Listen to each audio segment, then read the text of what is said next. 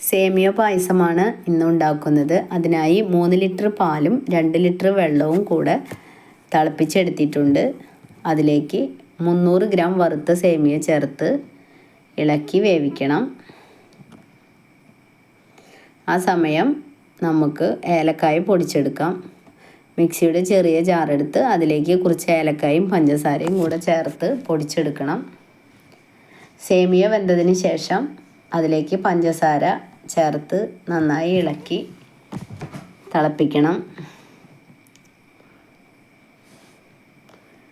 ഒരു 10 മിനിറ്റ് തിളച്ചതിന് ശേഷം ചീനച്ചട്ടിയിലേക്ക് നെയ്യൊഴിച്ച് പഞ്ചസാര ചേർത്ത് കാരമലൈസ് ചെയ്തെടുക്കണം.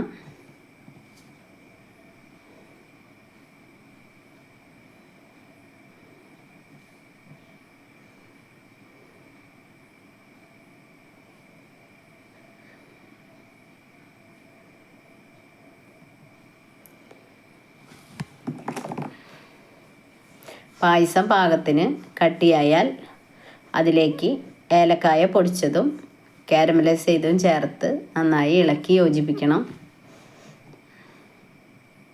അതിനുശേഷം ഒരു ചീനച്ചട്ടി എടുത്ത് അതിലേക്ക് കുറച്ച് നെയ്യൊഴിച്ച് അണ്ടിപ്പരിപ്പ് ചേർത്ത് വറുത്തെടുക്കണം.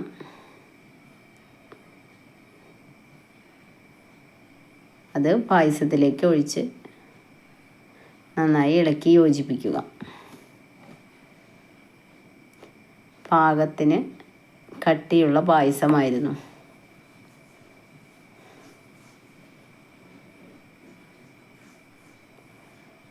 5 ലിറ്റർ പാലിലേക്ക് 300 ഗ്രാം സേമിയ കറക്റ്റ് ആണ്.